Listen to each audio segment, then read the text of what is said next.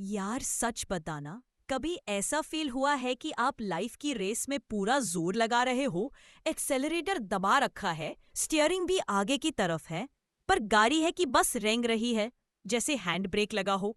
आप देखते हो आसपास लोगों को जो शायद आपसे कम मेहनत करते दिखते हैं, पर उनकी गाड़ी फुर्र करके आगे निकल जाती है। उन्हें वो प्रमोशन मिल जाता है जिसके आप हकदार थे, उनका बिजनेस चल पड़ता है, उनकी रिलेशनशिप्स स्मूथ चलती है और वो बड़े कॉन्फिडेंट घूमते हैं। और आप वही खड़े सोचते रह जाते हो, यार मैं कहाँ गलत कर रहा हूँ? क्या मेरी किस्मत ही फूटी है या मुझ में ही कोई मैन्युफैक्चरिंग डिफेक्ट है? मन में फ्रस्ट्रेशन आती है, कभी कभी जेलसी भी, और कॉन्फिडेंस की तो बत्ती गुल हो जाती है। अगर ये फीलिंग्स, ये सवाल आपके दिमाग में सुनामी लाते हैं, तो बॉस रुक जाओ। ये बुक मास्टर योर माइंडसेट चीख चीख कर कह रही है कि प्रॉब्लम शायद बाहर की दुनिया में नहीं, आपके अपने भेजे के अंदर है। असली हैंडब्रेक आपके सोचने का तरीका, आपका माइंडसेट है। और खबर ये है कि इस हैंडब्रेक को आप खुद रिलीज कर सकते हो। अगर आप अपने माइंड के मालिक बन गए, तो वो सब कुछ जो आप सच में दिल से डिजर्व करते हो, आपकी तरफ खींचा चला आएगा। रेडी हो अपने दिमाग की ड्राइवर सीट पे बैठने के लिए और लाइफ की गाड़ी को टॉप गियर में डालने के लिए? चलो शुरू करते हैं ये माइंड मेकओवर का सफर। Part 2, mindset. ये है क्या चीज और इतना इंपॉर्टेंट क्यों है भाई? तो पहले यह समझे, ये माइंडसेट आखिर है क्या फंडा। बिल्कुल सिंपल भाषा में, यह आपका चश्मा है जिससे आप पूरी दुनिया को देखते हो। आपकी सोच, आपके विश्वास, बिलीव्स, वो बातें जिन्हें आप बिना सवाल किए सच मानते हो, आपका नजरिया, आपका एटीट्यूड, ये सब मिलाकर बनता है आपका माइंडसेट। ये एक फिल्टर की तरह काम करता है जो डिसाइड करता है कि आप इंफॉर्मेशन को कैसे प्रोसेस करोगे, सिचुएशंस को कैसे इंटरप्रेट करोगे और फिर रिएक्ट कैसे करोगे। अब सोचो, अगर आपके चश्मे का शीशा गंदा है, धुंधला है या उस पर नेगेटिव रंग चढ़ा है, नेगेटिव माइंडसेट, तो क्या होगा? आपको हर जगह कमी ही कमी दिखेगी। ट्रैफिक जैम में फंस गए तो लगेगा मेरी ही किस्मत खराब है। बॉस ने थोड़ा क्रिटिसाइज किया तो लगेगा मैं बेकार हूं। कोई अपॉर्चुनिटी आई तो डर लगेगा, ये मुझसे नहीं होगा। नतीजा, आप फ्रस्ट्रेटेड रहोगे, एक्शन लेने से डरोगे और लाइफ में वही के वही रह जाओगे। लेकिन अगर आपका चश्मा साफ है, चमक रहा है और उस पे पॉजिटिविटी का रंग है, पॉजिटिव ग्रोथ माइंडसेट, तो सेम सिचुएशन में आपका रिएक्शन अलग होगा। ट्रैफिक जैम, चलो गाने सुन लेता हूं या कोई पॉडकास्ट। बॉस का क्रिटिसिज्म, ओके, इस फीडबैक से इंप्रूव करता हूं। नई अपॉर्चुनिटी, वाओ, चैलेंजिंग है पर इससे सीखने को मिलेगा, लेट्स ट्राई। देखा, सिचुएशन सेम पर माइंडसेट अलग, तो एक्सपीरियंस और रिजल्ट दोनों अलग। इसलिए कहते हैं your mindset literally creates your reality. आपका सबकॉन्शियस माइंड भी आपके डोमिनेंट माइंडसेट के हिसाब से ही काम करता है। आपको वैसी ही चीजें और सिचुएशंस अट्रैक्ट करने में हेल्प करता है जो आपके बिलीफ से मैच करती है। तो इस चश्मे को साफ करना और सही रंग देना ही सबसे पहला और जरूरी काम है। पार्ट 3, वो अंदर के छुपे दुश्मन, आपके लिमिटिंग बिलीफ्स। अब सवाल उठता है कि ये चश्मा गंदा होता कैसे है? इसका जवाब है लिमिटिंग बिलीफ्स। ये वो नेगेटिव सेल्फ सैबोटाजिंग विश्वास है जो बचपन से धीरे धीरे हमारे दिमाग में घर बना लेते हैं। कैसे? हमारे पेरेंट्स की बातें, तुमसे ना हो पाएगा, पैसा पेड़ पे नहीं उगता, स्कूल के एक्सपीरियंसेस, टीचर की डांट, मार्क्स में कंपैरिजन, सोसाइटी के मैसेजेस, लड़कियां ये नहीं कर सकती, इस उम्र में ये सीखना मुश्किल है। या हमारे खुद के पास्ट फेलियर्स, पिछली बार ट्राई किया था, फेल हो गया, अब नहीं करूंगा। प्रॉब्लम ये है कि ये बिलीफ्स अक्सर हमारे सबकॉन्शियस माइंड में इतनी गहराई में बैठे होते हैं कि हमें पता ही नहीं चलता कि ये हमें कंट्रोल कर रहे हैं। ये एक इनविजिबल जेल की दीवारों की तरह है जो हमें आगे बढ़ने से, रिस्क लेने से, सपने देखने से रोकती है। कुछ कॉमन लिमिटिंग बिलीफ्स के एग्जाम्पल्स। करियर मनी, मैं इतना टैलेंटेड नहीं कि बड़ी सक्सेस पा सकूं। अमीर लोग बुरे होते हैं या गलत काम करते हैं। मेरे पास बिजनेस शुरू करने के लिए पैसे कॉन्टैक्ट्स नहीं हैं, मुझे प्रमोशन नहीं मिल सकता। सेल्फ वर्थ रिलेशनशिप्स, मैं प्यार के काबिल नहीं हूं, लोग मुझे पसंद नहीं करते। अगर मैं ना कहूंगी तो लोग नाराज हो जाएंगे। मैं अट्रैक्टिव नहीं हूँ।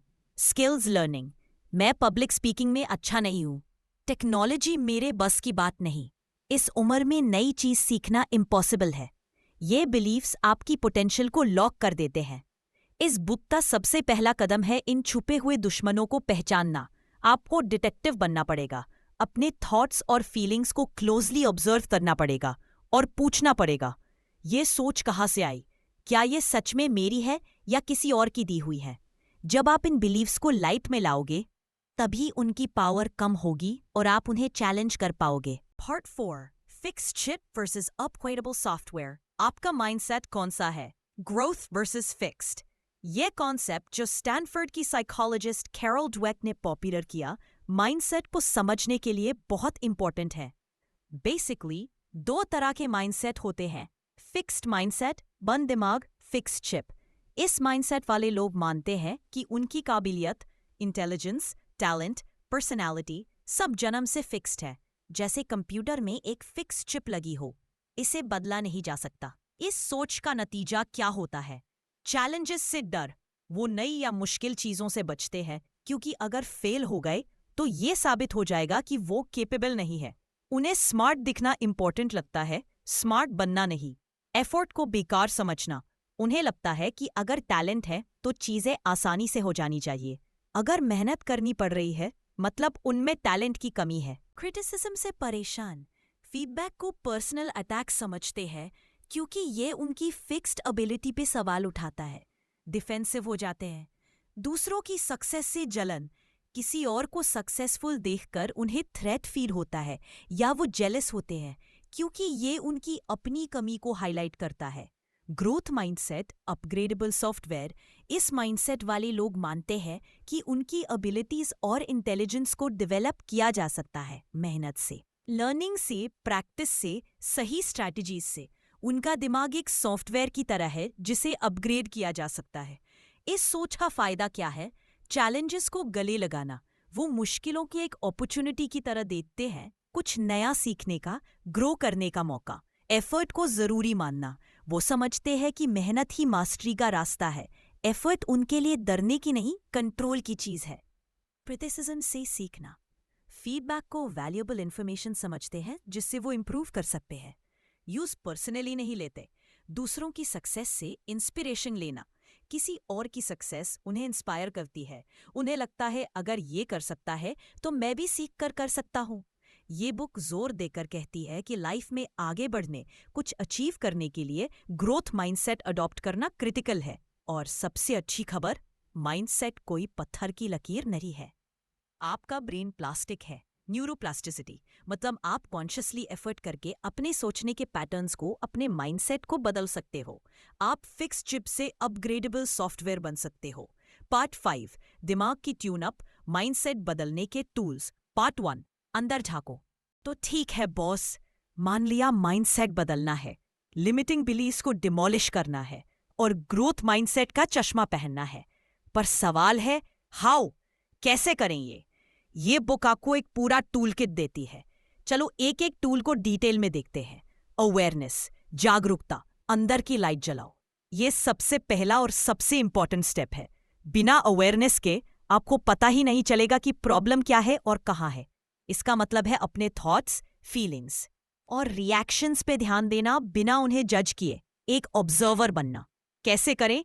दिन में कई बार पॉज लो और चेक करो, अभी मेरे दिमाग में क्या चल रहा है, मैं कैसा फील कर रहा हूं, मैंने अभी जो रिएक्ट किया वो क्यों किया। मेडिटेशन इसका एक पावरफुल तरीका है। जर्नलिंग भी हेल्प करती है। अपने थॉट्स, खासकर नेगेटिव या रेपिटेटिव थॉट्स को लिखो। पहचानो कि किस सिचुएशन में कौन सा लिमिटिंग बिलीफ ट्रिगर होता है। Question your beliefs. सवाल पूछो, बिलीफ की पोल खोलो। एक बार आप अपने लिमिटिंग बिलीफ्स को पकड़ना शुरू कर दो तो अगला स्टेप है उनकी जांच पड़ताल करना। उन्हें ऐसे ही सच मत मान लो। उनसे सख्त सवाल पूछो जैसे कोई डिटेक्टिव पूछता है। कैसे करें? जब भी लिमिटिंग बिलीफ आए, एग्जाम्पल मैं कभी अमीर नहीं बन सकता, उसे पूछो, सवाल पूछो, क्या ये 100% सच है? शायद आपने पहले कभी अचानक पैसा कमाया हो। इस बिलीफ का मेरे पास क्या सॉलिड सबूत है? या ये बस एक फीलिंग या किसी और की ओपिनियन है? ये बिलीफ मुझे कहाँ से मिला? किसने मुझे ये सिखाया? इस बिलीफ को पकड़े रहने का मुझे क्या फायदा हो रहा है और क्या नुकसान हो रहा है? नुकसान आप ट्राई ही नहीं करोगे। अगर ये बिलीफ सच नहीं होता तो मेरी लाइफ कैसी होती? क्या पॉसिबल होता? आप वेल्थ क्रिएशन पे फोकस करते। बायरन केटी का the work. Is it true? Can you absolutely know it's true? How do you react when you believe that thought? Who would you be without the thought? भी इसी concept पे based है। जब आप beliefs को question करते हो तो उनकी पावर ढीली पड़ने लगती है। पार्ट 6, दिमाग के ट्यून अप, माइंडसेट बदलने के टूल्स। पार्ट 2, नई प्रोग्रामिंग डालो। बिलीव्स को क्वेश्चन करके उन्हें कमजोर तो कर दिया, अब उनकी जगह नए पॉजिटिव और एम्पावरिंग बिलीव्स को इंस्टॉल करना है। उसके लिए ये टूल्स हैं। रीफ्रेमिंग, नजरिया बदलना। चश्मे का नंबर बदलो। इसका मतलब है किसी नेगेटिव सिचुएशन या थॉट को एक अलग, ज्यादा पॉजिटिव या कंस्ट्रक्टिव एंगल से देखना। ये कहानी को बदलना है। कैसे करें? जब कोई नेगेटिव थॉट आए, उसे पकड़ो और कॉन्शियसली उसे फ्रेज करो। Original, oh no, job interview में रिजेक्ट हो गया, मैं किसी काम का नहीं। रीफ्रेम, ओके, इस इंटरव्यू से मुझे एक्सपीरियंस मिला, मैं फीडबैक लेकर अगले के लिए बेटर प्रिपेयर करूंगा। रिजेक्शन प्रोसेस का हिस्सा है, मेरी वर्थ डिफाइन नहीं करता। ओरिजिनल, ये काम बहुत बोरिंग है। रीफ्रेम, मैं इस काम को एफिशिएंटली कैसे कर सकता हूँ, या इसमें कुछ इंटरेस्टिंग ढूंढने की कोशिश करता हूँ, या इसे जल्दी खत्म करके फिर वो करूँगा जो मुझे पसंद है। शुरू में ये जबरदस्ती लगेगा, पर प्रैक्टिस से आपका ब्रेन ऑटोमेटिकली पॉजिटिव फ्रेम्स ढूंढने लगेगा। 5. विजुअलाइजेशन, कल्पना का पावर। माइंड में मूवी चलाओ। इसमें आप अपने गोल्स को ऐसे इमेजिन करते हो जैसे वो ऑलरेडी सच हो चुके हैं। ये सिर्फ सोचना नहीं, इसे पूरी तरह से एक्सपीरियंस करना है अपनी माइंड्स आई में। कैसे करें? शांत जगह बैठो, आंखें बंद करो और अपने गोल को अचीव करते हुए देखो। सारे डिटेल्स इमेजिन करो। आप कहाँ हो, कैसे दिख रहे हो, आपके आसपास कौन है, क्या आवाजें हैं, सबसे इंपॉर्टेंट, उस समय आप कैसा फील कर रहे हो? खुशी, प्राइड, रिलीफ, एक्साइटमेंट। उन फीलिंग्स को पूरी तरह महसूस करो। ये टेक्निक आपके ब्रेन को बताती है कि ये गोल पॉसिबल और डिजायरेबल है, मोटिवेशन बढ़ाती है और सबकॉन्शियस को उस डायरेक्शन में काम करने के लिए गाइड करती है। विजन बोर्ड, जहां आप अपने गोल्स की पिक्चर्स लगाते हो, भी इसी प्रिंसिपल पे काम करता है। 6. ग्रैटिट्यूड, शुक्रिया अदा करना, जो है उसकी कदर करो। ये एक सुपर पावरफुल टूल है जो इंस्टेंटली आपका फोकस कमी के कर्म से हटाकर अबंडेंस जो आपके पास है पर ले आता है। जब आप ग्रेटफुल होते हो तो नेगेटिव इमोशंस के लिए जगह कम हो जाती है। कैसे करें? रोज 3 से 5 ऐसी चीजों के बारे में सोचो या लिखो जिनके लिए आप थैंकफुल हो। ये छोटी से छोटी चीज हो सकती है, सुबह की चाय, किसी दोस्त का फोन कॉल, अच्छी सेहत, आपके घर की छत। स्पेसिफिक होने की कोशिश करो। मैं थैंकफुल हूं कि आज मेरे कॉलीग ने मेरी हेल्प की वर्सेस मैं थैंकफुल हूं कॉलीग्स के लिए। आप ग्रैटिट्यूड जार बना सकते हो या रोज सोने से पहले मन में शुक्रिया अदा कर सकते हो। ये प्रैक्टिस आपकी ओवरऑल वेल बीइंग और पॉजिटिव माइंडसेट को बूस्ट करती है। पार्ट 7, सोच लिया, अब उठो और करो। एक्शन बिना चले मंजिल नहीं मिलती। माइंडसेट पे काम करना फाउंडेशन है, बिल्कुल जमीन तैयार करने जैसा। लेकिन फसल उगाने के लिए बीज डालना और पानी देना, यानी एक्शन लेना भी उतना ही जरूरी है।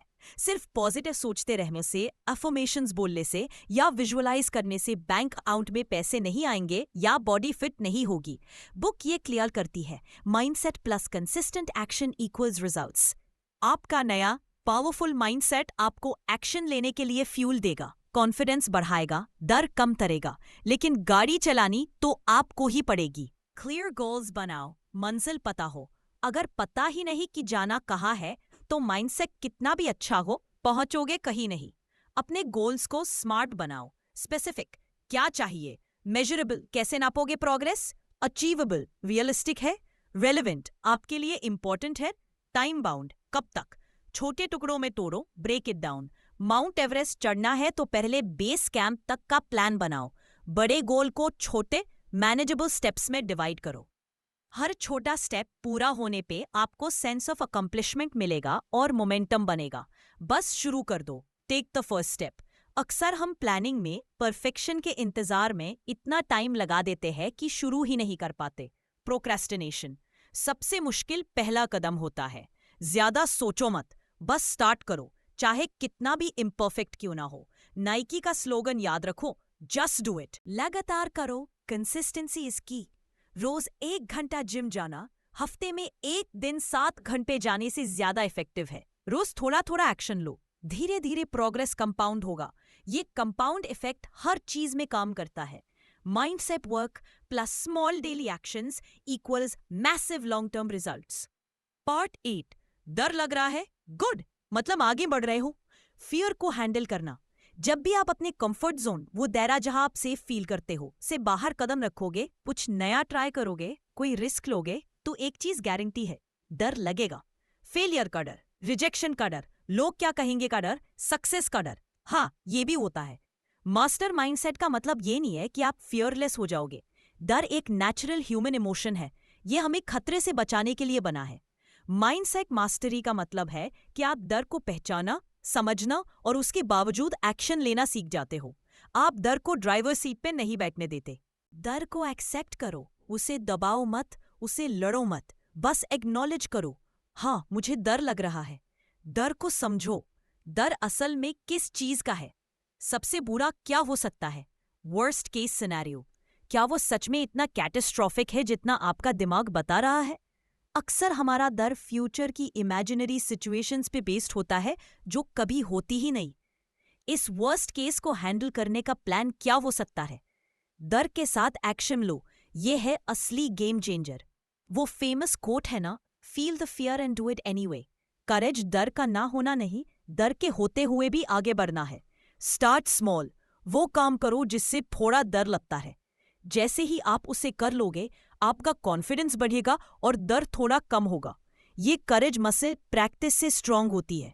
याद रखो, डर अक्सर इस बात का साइन होता है कि आप ग्रो कर रहे हो, कुछ इंपॉर्टेंट कर रहे हो। पार्ट 9, वो डिजर्व वाली बात, आप हो इसके लायक। बुक का टाइटल कहता है get what you truly deserve. इसका मतलब ये नहीं कि कोई ऊपर वाला हिसाब लगा रहा है कि आप क्या डिजर्व करते हो। इसका मतलब है आपके अंदर की फीलिंग, आपका बिलीफ कि आप अच्छी चीजों के, सक्सेस के, खुशी के लायक है, वर्दी हो। ये सेल्फ वर्थ, सेल्फ एस्टीम का कॉन्सेप्ट है।